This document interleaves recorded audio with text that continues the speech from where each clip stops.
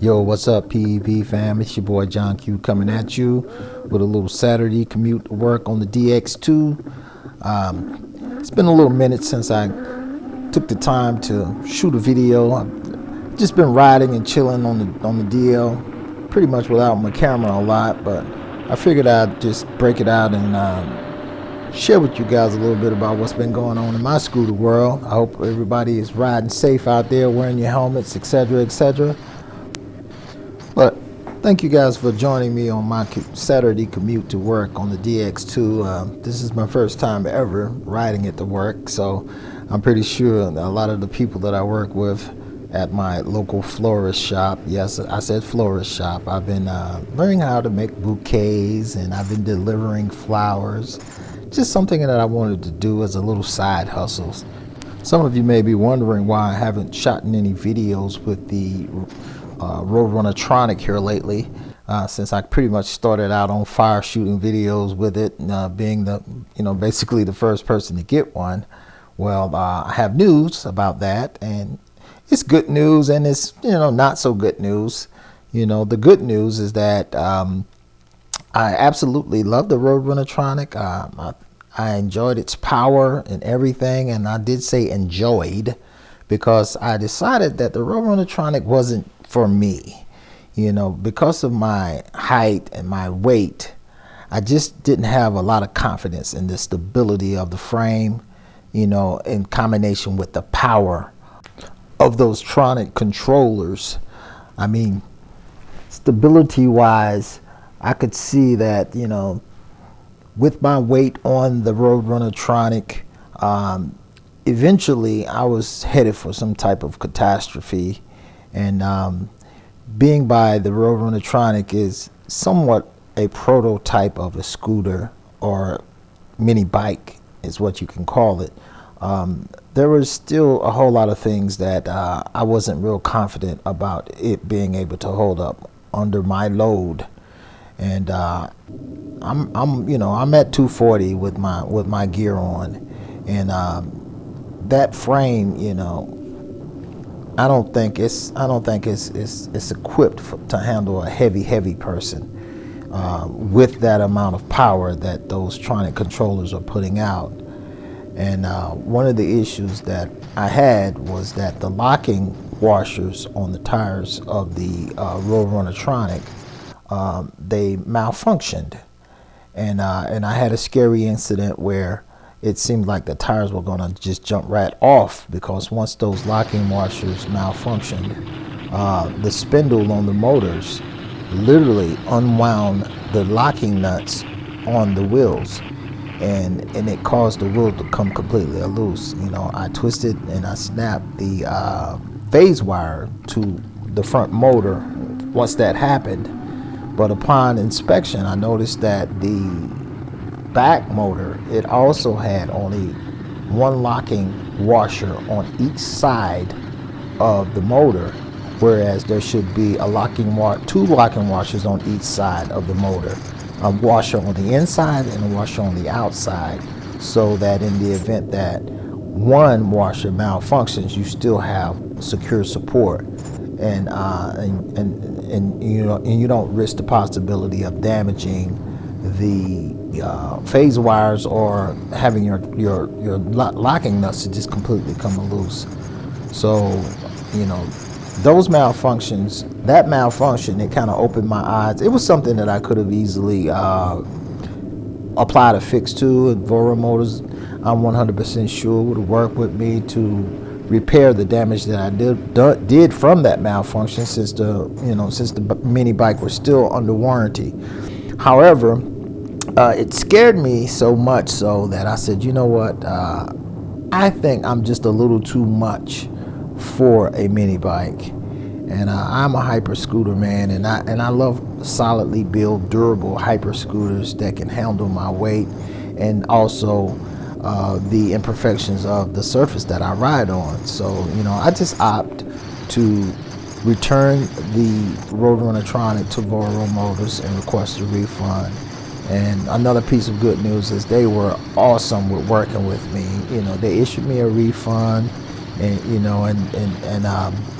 and also, you know, assured me that everything would work out well. I've gotten the refund. Everything is settled when it comes to that side of the equation.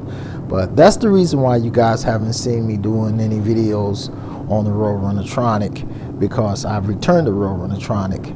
Okay, now does that mean that the Roadrunner Tronic is unreliable and unstable and shouldn't be purchased because of the experience that I had? No, it doesn't. It simply means that as with all PEVs that we ride, you have to know the limitations of the PEV you ride, and you have to equate that along with your riding preferences, and your weight is one of those preferences. If you choose to ride at a heavier weight, you have to consider whether or not the machine that you ride can handle that weight. And you take a person that's say 140 to 150 or under 200 pounds, and I'm almost certain that the Roadrunner Tronic would work out perfectly for a person, with that build, and not have any stability issues reminiscent to the ones that you see that I just mentioned that I had with the Roadrunner Tronic.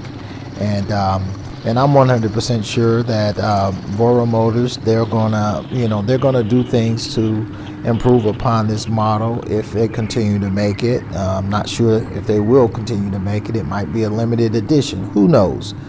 But what I can say is that, far as safety is concerned, I think you have to take all factors into consideration with a new product such as the Roadrunner Tronic.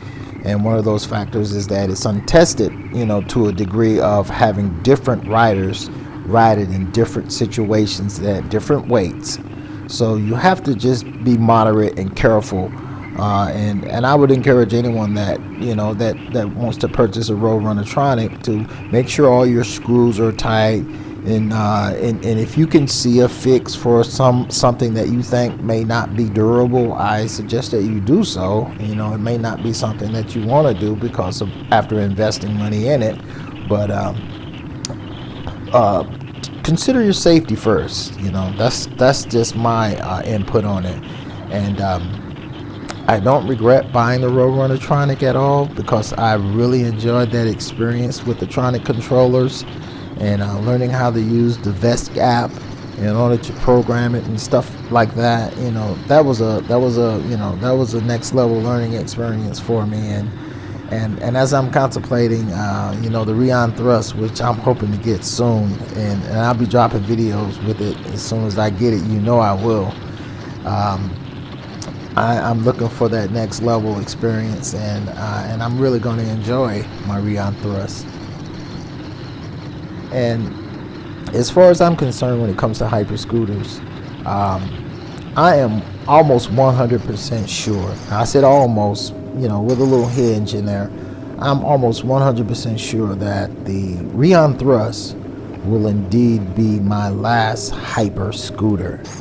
And I say that because I think in my heart, and I think in my mind and my heart, that the Rion Thrust, it's going to be the epitome of everything that I look for in my hyper scooter experience. As you can see here in this video, the Dualtron X2, I'm getting down the road pretty swiftly. Right now I'm only riding around about 40 miles per hour, which is cakewalk for the Dualtron X2. But I'm doing so on suspensions that's so soft, and the road surface is kind of rough, but you know what? I don't even feel it because that suspension is buttery soft, and I have my seat on the Dualtron X2, so I'm in chill mode while I'm riding, and that's what I like about riding a hyper scooter that's made rugged. Speaking of scooters that's made rugged, one of the other reasons why I've decided that the Rion Thrust is pretty much going to be my last scooter is because I'm looking at what's happening in the industry right now. I'm seeing scooters that are being made with inferior materials. I can't say the exact name of the material off the top of my head, but when I do my research and I read the type of material that's being used, these scooters are not built to last.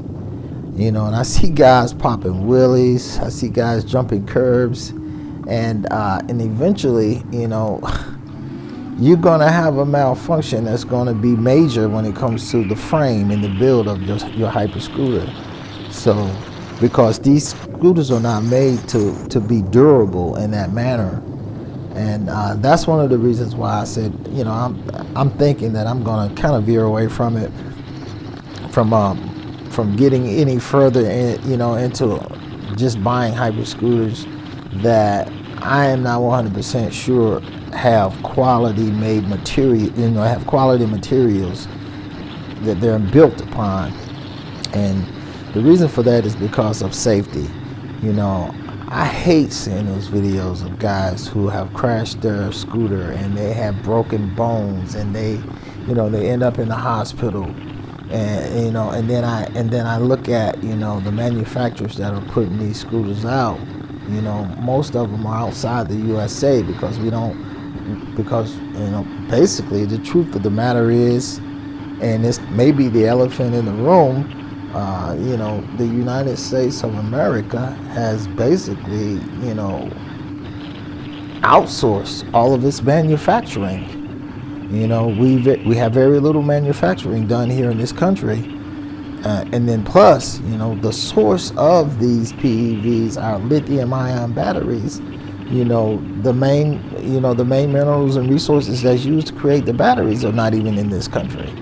So those are factors that make it so that, you know, consumers here in the U.S. are at the mercy of whatever material manufacturers decide to use in other countries to make these scooters. And then we have, you know, and then we have situations where you buy a scooter, the stem breaks, you have no insurance or liability to cover the damages and costs it's going to incur you for medical expenses, and you're just out of pocket after you've spent thousands of dollars on an electric scooter. But I said all of that to say that the direction of the quality of these scooters have really opened my eyes to whether or not this is something that I want to continue doing.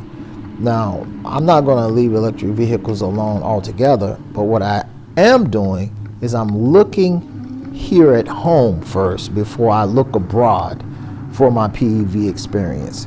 And what I'm finding here at home is quite fascinating. You know, I have been looking at things like, you know, a live wire motorcycle. I've been looking at I think it's the BMW CE04 motorcycle, you know, or slash scooter, moped, whatever you want to call it, you know, and I'm looking right here at home, and we have engineers that are putting together some awesome technology, but yet we choose to, often we choose to, you know, purchase something that has a short shelf life as opposed to something that may cost a little bit more, but you have a longer time to ride it because it's built from quality products. And also the fact that most of the scooters, well, all of the scooters basically that you buy from outside of the U.S., you know, they are not road legal, and you can't even get certifications or, you know, or regulations to ride them, you know, through your local DMV. Whereas, you know, the makers of the Energica, I think is what it's called, motorcycle, you got Livewire, you got Zero. There's quite a few. You got Hulk bikes here in North Carolina where I'm at. They make e-bikes. It's so many companies right here in the U.S. that make awesome products that you can ride safely and legally on the road, and you can be guaranteed of a more solid warranty, you know. But yet we choose often to buy products that somewhat are inferior and that often break down on us and then leave us with out-of-pocket expenses that we paid that we can't recoup. and you know, and get back. So those are some of the things that I've been looking at as far as what's happening in the industry, and how it's changing my perspective on what I choose to invest my money in when it comes to PEVs. You know, I love riding hyper scooters. The freedom that I have when I'm out riding, and the enjoyment and feeling and exhilaration that I feel. I've always said that it's therapeutic, and it is. But at the same time, you know, you have to be rational and think whether or not this is an industry that is going to withstand the advancement of other technologies that are more solidly built and that are more reliable when it comes to PEVs. And if you're still hanging in there with me on my Saturday commute to work, thanks for watching thus far. And I'm asking myself a question at this point in my ride to work. It takes me 35 minutes to get to work in my truck.